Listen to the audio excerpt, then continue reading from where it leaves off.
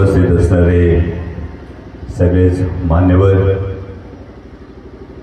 आपल्या लोकसभेचे उमेदवार माजी खासदार शिवाजीदादा आढळराव पाटील असतील, आमदार माझे मार्गदर्शक दिलीपण्णा मोहिते पाटील असतील, कैलासराव सांडोर असतील, संजीव शेठ लटवट असतील, जिल्हा प्रमुख अशोकराव खांडेफराड असतील, सुधीर शेठ मुंगसे असतील, सोना शेठ मुंगसे असतील, आपण सगळे उपस्थित असणारे मान्यवर, आज खरं तर आपल्या वाडा गावामधला हा अखंड हरिनामाचा सप्ताह आहे.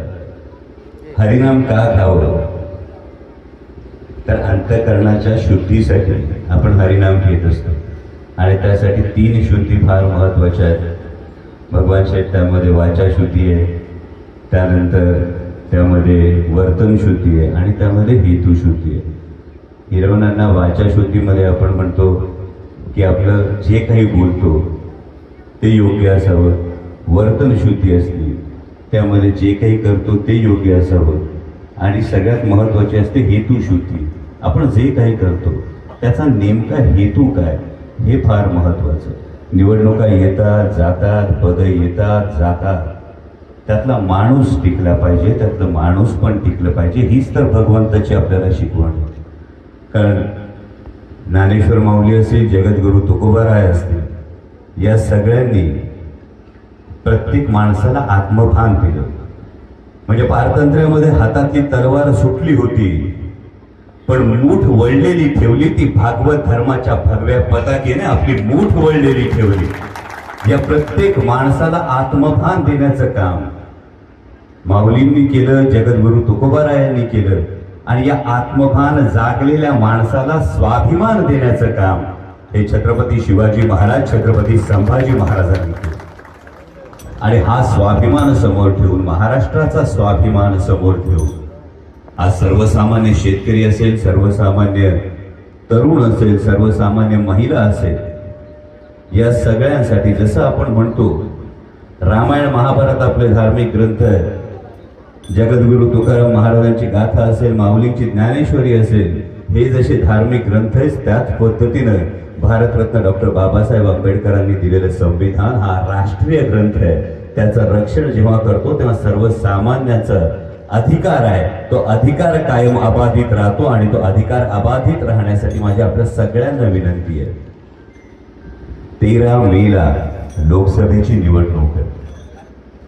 देश पुढची 5 वर्ष कोणाच्या हातात राहणार आहे हे ठरवणारी निवडणूक. आज माननीय पंतप्रधान खरं तर पुण्यामध्ये सभेसाठी येणार आहेत कैलाशेठ.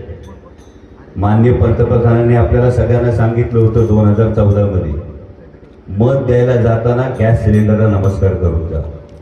तेव्हा गॅस सिलेंडरची किंमत 450 रुपये होती. आता 3 वेळा नमस्कार करून जावं लागेल कारण ती हजाराच्या पलीकडे गेलेली आहे. सर्वसामान्य तरुणाच्या हाताला रोजगार मिळाला पाहिजे. 370 कलम म्हटलं, चांगली गोष्ट झाली, पण त्याने तुमच्या माझ्या आयुष्यात काय फरक पडला? त्यांनी गॅस सिलेंडरच्या किमती कमी झाल्या का? त्यांनी शेतकऱ्यांच्या शेतमालाला हमीभाव मिळायला लागला का? त्यांनी सर्वसामान्य तरुणाला रोजगार मिळाला का? या फार महत्वाच्या गोष्टी आहेत. आणि त्यामुळे माझी आपल्याला विनंती, 13 मेला जाताना आवर्जून मतदानाचा अधिकार बजावा. धार्मिक व्यासपीठ आहे त्यामुळे मी म्हणणार नाही मतदान कुणाला करा. तुम्हाला सगळ्यांना माहिती आहे मत कुणाला द्यायचंय, हे तुमचं सगळ्यांचं ठरलंय याची मला पुरेपूर खात्री आहे. येताना माझ्या माता भगिनींनी जी हस्तांदोलन केली, जो प्रत्येकीने हात दाखवला, त्याच्यामध्येच कळलंय की तुमचं सगळं ठरलंय, बटन त्यांचं दाबायचं ते ठरलंय.